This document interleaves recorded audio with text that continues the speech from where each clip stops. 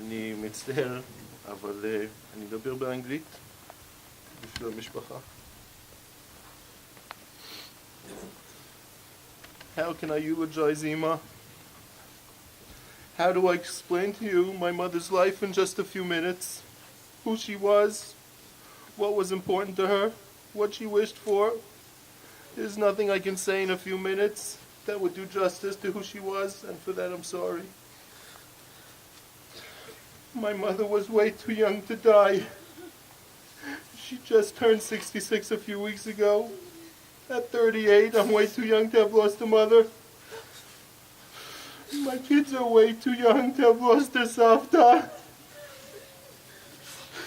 They're young and strong savta who would tire them out with aerobics or make them run in sports class. My mother was the rock of the family. She was constant and she was consistent. She had no ego. She was friends with everyone and no one in the world had a bad word to say about her. She was positive and all that was good in this world. I think the last argument I had with her was 25 years ago as a rebellious teenager at 13 years old. She was impossible to fight with because there was nothing to fight about. You always knew where she stood. She was always there for us with whatever we needed. Sometimes it was advice, sometimes reassurance, sometimes support, and sometimes just pure love. Whatever we needed, she was there to support us. She worked tirelessly on behalf of her family. Growing up as a kid in New York, I remember coming home from school, and my mother usually wasn't home from work yet. Ima would get home in the early evening, and no matter how tired she was, she would always cook us a nutritious dinner. She would never skimp for an unhealthy meal, and that she would always help us with our homework, and then do some housework, and then put us to bed. Ima's day probably started at 6:30 in the morning and only ended when we went to bed at 9 p.m.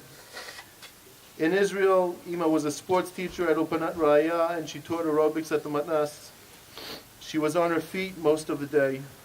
She did this until she was forced to stop a few months ago because of her illness. Over the last 25 years, Ima taught thousands of students and clients in Beit El about health and fitness, and who knows how many people she saved by them living a healthier lifestyle. Ima worked 40 years straight on behalf of her family, and I don't think I ever heard her complain once.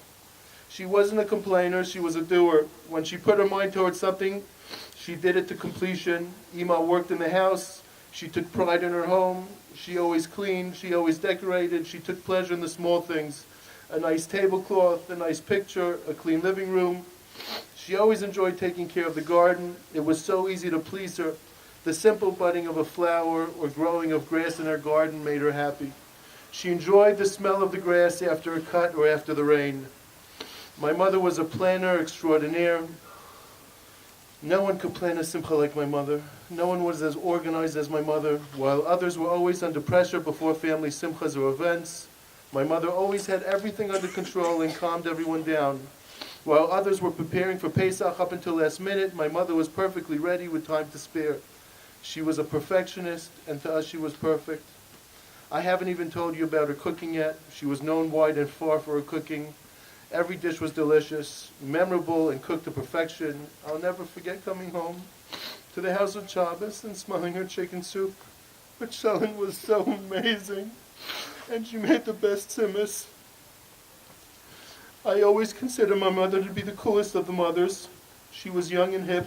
She dressed cool and acted young. She was in better shape than all of us, and she loved sports. She used to swim and play tennis like a pro. Every 4 years while I still lived at home, we would watch the Olympics together.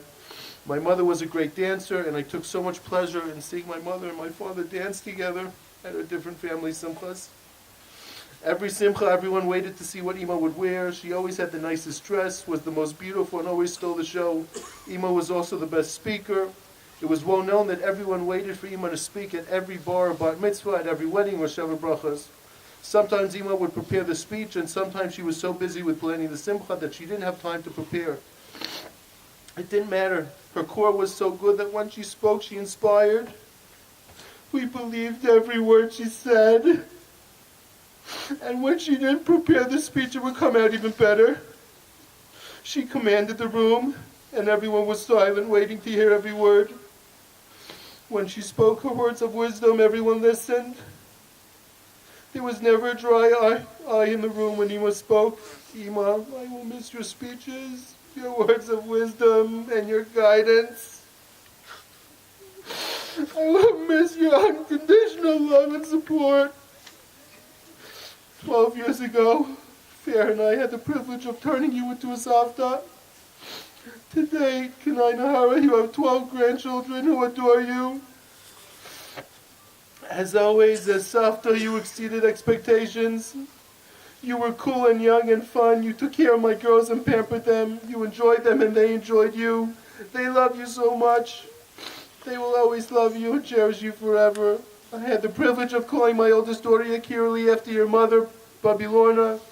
And earlier this year, after 3 girls, I had a baby boy, Lev, who I named after Grandpa Leon, your father. You were so happy to have someone carry on his name. The grandkids are already fighting who will be the first to name their daughter Tippy.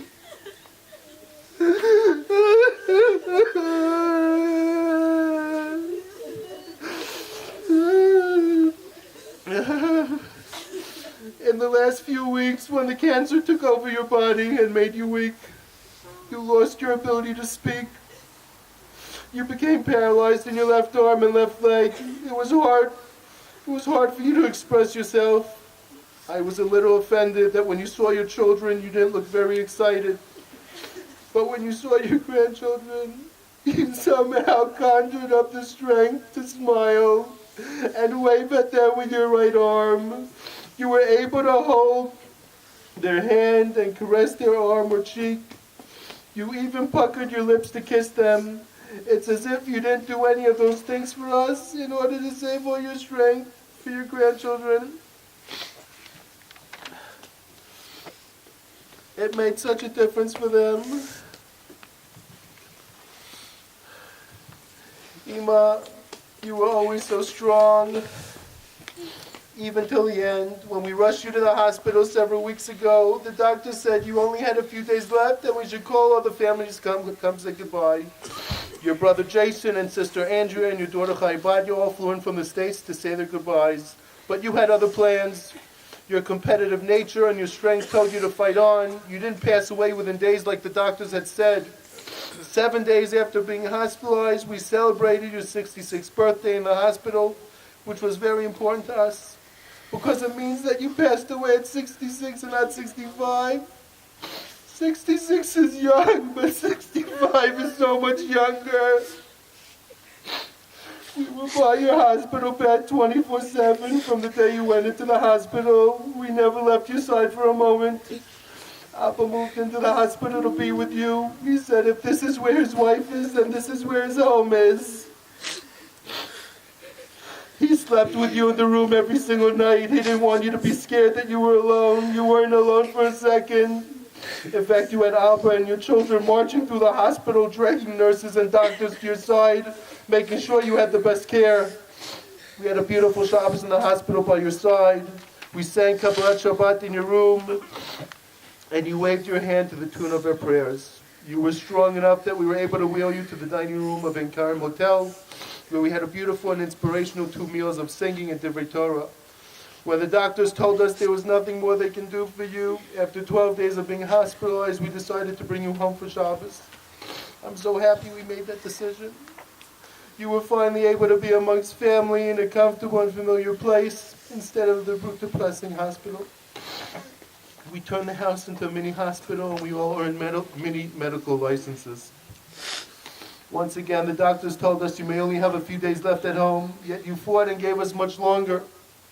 You might want to thank you for holding on for so long, even though it was so painful. It gave us time to properly say our goodbyes, to tell you how much we love you and adore you, to tell you it will all be okay, to prepare ourselves the best that we can for life without you. Even in death, you were so considerate, thinking about others and not yourself. Till the very end, we prayed for a miracle. We got a mini miracle by you staying with us longer than expected, but we didn't get the ultimate miracle of you being with us today. Ima, I want to thank you for providing me the opportunity to fulfill the mitzvah of Kibbut Avraham one last time. in the most extraordinary and extreme way.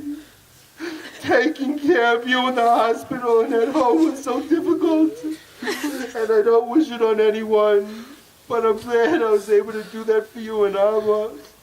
It's the least I can do for a lifetime of love and support.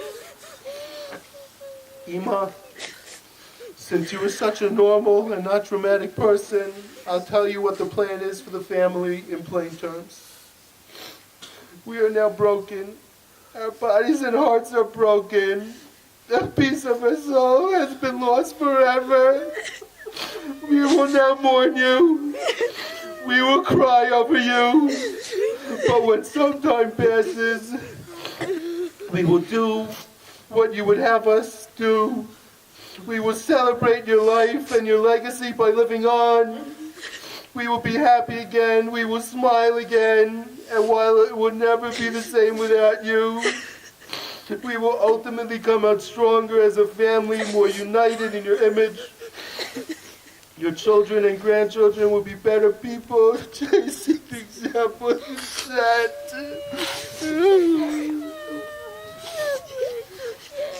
Abba, just a few weeks ago we celebrated your 45th anniversary with Ima. 45 years is a big number. And you and Ima were lucky to have each other for that long. Not many people reach that number. In fact, your parents and Ima's parents were not as lucky. Abba, you lost your father at the tragic age of 14. And Ima, you lost your mother at the young age of 32. I don't know why this happened. I don't get into God's decisions. But God compensated both of you by giving arichut yamim to your remaining parents. There is a pattern here. Ima, your father, Grandpa Leon, lived to be over 90, and Abba, your mother, my Bubby, is over 90 years old and still here with us today. She should live and be well till 120. And so the message is clear, Abba. While we don't know why Ima was taken from us so early, we expect you to live a very long and fruitful life like Bubby and Grandpa Leon. We expect and demand of you to compensate us for not having Ima here. While Ima is surely watching us from above, you will be her representative here on earth. We still need parents and your guidance. And now my kids more than ever need their Saba. Their Saba who they love and adore. Their Saba who they think is the smartest person in the world anytime we don't know something. My kids always say we need to ask Saba. He's a tour guide. He knows everything. It's true. And so, Abba, you're not slowing down. You're not giving up hope. We're signing you up for a double shift just like Bubby has been on double shift already for decades. You're stepping it up and you expect the kids to continue to see great things from you. You will dance at many simchas and be here for generations to come, simchas of your children, grandchildren, and great-grandchildren who are not even born yet, just as Bubby and Grandpa Leon had the schut to see their great-grandchildren. Abba, you said your home is just a house with four walls without Ima. I disagree. This is where the Dobuler base is, where we grew up, where we made memories and simchas. Our home will be rebuilt with Ima watching over us, just to keep the table clean, or she may get really angry at you. Be'ezrat Hashem, we will make more memories and simchas together. You will lead the family, and we will celebrate holidays together. You were fortunate to outlive your father. Bubby lost Grandpa Zevnat at a much younger age than you lost Ima. And Bubby lived and prospered. She remained in her home and she rebuilt it with decades of family memories and simchas. I don't know why this happened to Ima, who was an angel on earth. Hashem always wants the best to be right beside him.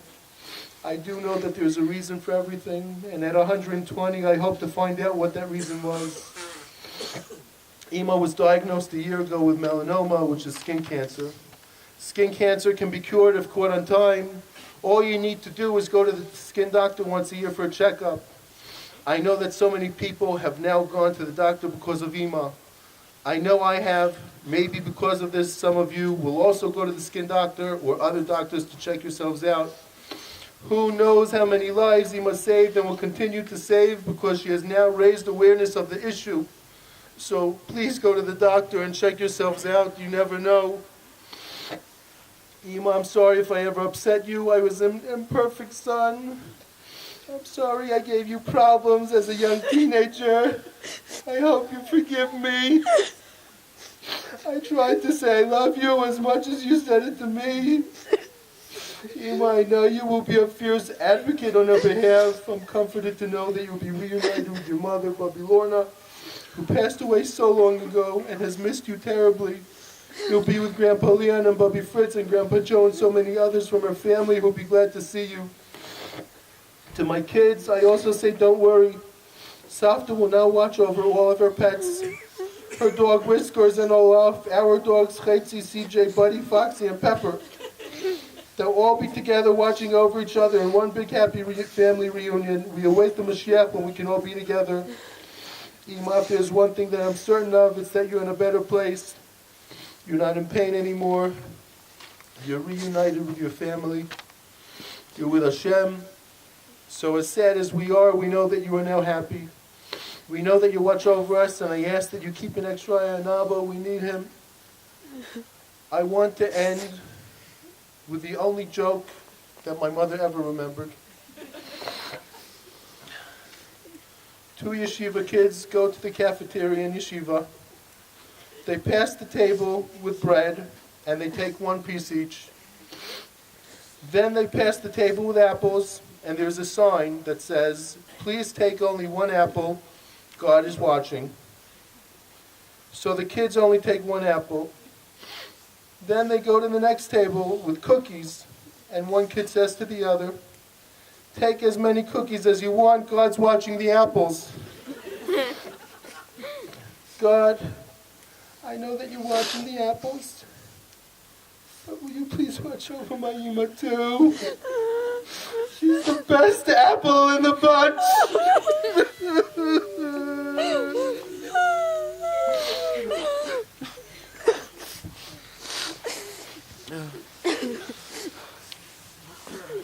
Ben Ilan.